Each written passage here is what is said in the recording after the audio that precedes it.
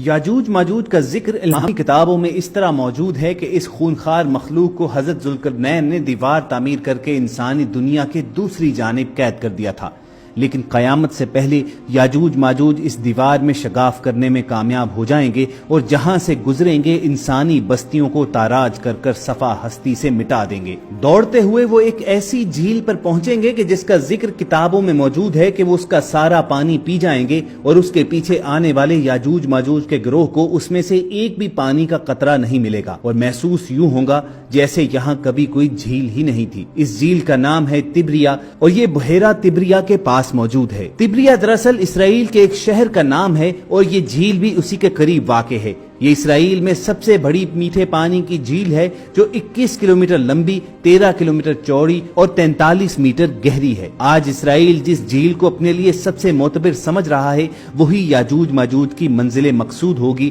جس کا ذکر قرآن کریم فرقان حمید میں 1400 سال پہلے آیا ہوا ہے۔ یاجوج ماجوج دراصل ہیں کون اور یہ کہاں رہتے ہیں؟ مولانا حافظ الرحمان نے اپنی کتاب قصص القرآن میں اس قوم کے بارے میں حکایات کو جمع کیا ہے، جبکہ قرآن مجید کی سورہ کہف میں اس کا ذکر واضح موجود ہے۔ مفسرین و محققین نے لکھا ہے کہ حضرت ذوالقرنین سفر کرتے وہاں جا پہنچے جو آرمینیا اور آذربائیجان کے نزدیک علاقہ ہے۔ وہاں دو پہاڑوں کے درمیان سے ایک قوم کھیت کھلیان تباہ کر دیتی تھی، ترکوں کو بے دردی سے قتل کر ڈالتی اور غلام بنا کر لے جاتی تھی۔ وہاں کے لوگوں نے حضرت ذوالقرنین سے درخواست کی کہ ہم آپ کو کچھ رقم جمع کر کے دیں تاکہ آپ ہمارے اور ان کے درمیان کوئی رکاوٹ بنا دیں۔ حملہ آور لوگ یاجوج ماجوج کہلاتے تھے۔ قرآن مجید میں اس کا ذکر یوں آتا ہے، انہوں نے کہا، اے ذوالقرنین، یاجوج اور ماجوج اس زمین میں فساد پھیلانے والے لوگ ہیں، تو کیا ہم آپ کو کچھ مال کی پیشکش کر سکتے ہیں کہ جس کے بدلے آپ ہمارے اور ان کے درمیان کوئی دیوار بنا دیں؟ اس پر حضرت ذوالقرنین نے جواب دیا، اللہ نے مجھے جو اقتدار عطا فرمایا ہے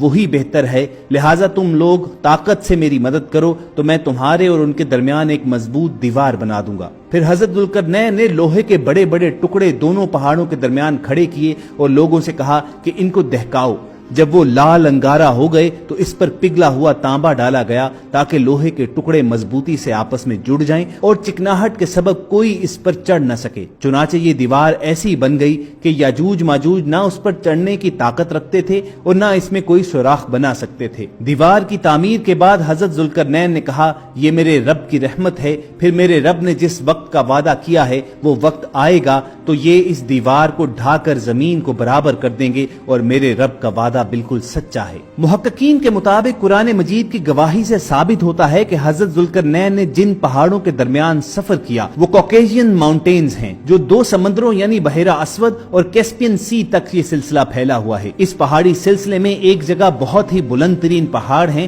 جن کے درمیان وہ واحد راستہ ہے جہاں سے آیا جایا جا سکتا ہے، مگر یہ راستہ مکمل برف سے ڈھکا ہوا ہے، اس کے اندر لوہا اور دھات موجود ہے۔ مفسرین کا ماننا ہے کہ یہ ضروری نہیں کہ یاجوج ماجوج کی تمام قومیں ذوالقرنین والی دیوار کے پیچھے محصور ہوں، البتہ وہ قبائل جو قتل و غارت کرنے والے تھے اور وحشی تھے انہیں صد ذوالقرنین کے ذریعے روک دیا گیا۔ روایات میں آتا ہے کہ تب سے اب تک یاجوج ماجوج اس کوشش میں لگے ہوئے ہیں کہ کسی طرح دیوار کو گرا کر باقی دنیا سے جا ملیں۔ قرب قیامت کی احادیث میں بیان کیا گیا ہے کہ رسول اللہ صلی اللہ علیہ وآلہ وسلم نے اشارات دیے کہ جب قیامت کا زمانہ قریب آ جائے گا تو اس وقت یہ دیوار گر جائے گی اور یاجوج ماجوج دنیا میں پھیل جائیں گے، یہ جہاں سے گزریں گے تباہی پھیلائیں گے، مخلوق خدا کو اپنے شر و فساد کا نشانہ بنائیں گے۔ ان کا پھیلا ہوا گروہ جب بھاگتا ہوا تبریا جھیل سے گزرے گا تو صحیح مسلم کی روایت کے مطابق وہ سارا پانی پی جائیں گے، اور جب آخری گروہ وہاں پہنچے گا تو کہے گا،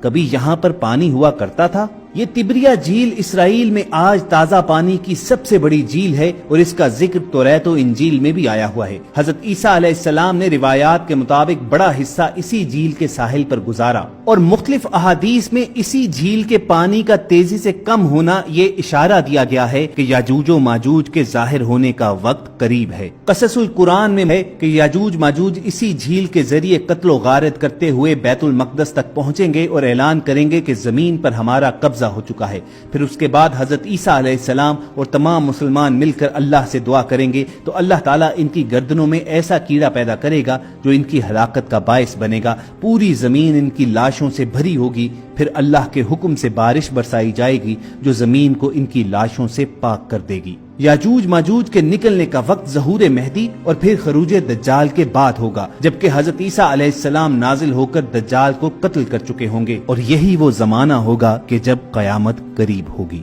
اللہ تعالیٰ سے یہ دعا کیجئے کہ اگر ہم زمانہ آخر تک پہنچیں تو اس فتنے کے دور میں ہمارا ایمان سلامت رکھے، اور اگر ہماری سانسوں کا اختتام اس سے پہلے ہی ہو جائے تو ہمیں ایمان کی موت نصیب فرمائے۔ اگر آپ کے دل کی یہی صدا ہے تو کمنٹ سیکشن میں آمین لکھنا مت بھولیے۔ ہم سب کی آج کی ویڈیو کا اسی بات پر اختتام بھی کریں گے۔ اگر آپ کو ہماری یہ کاوش پسند آئی ہو تو ایسی ہی تاریخی، اسلامی اور معلوماتی ویڈیوز فیوچر میں حاصل کرنے کے لیے آپ ریڈ بٹن پر کلک کر کے اور بیل آئیکن کو پریس کر کے ہم سب کے سبسکرائبر بن جائیے۔ اپنا اور ارد گرد کے لوگوں کا خیال رکھیے اور ہم سب کے ساتھ جڑے رہیے۔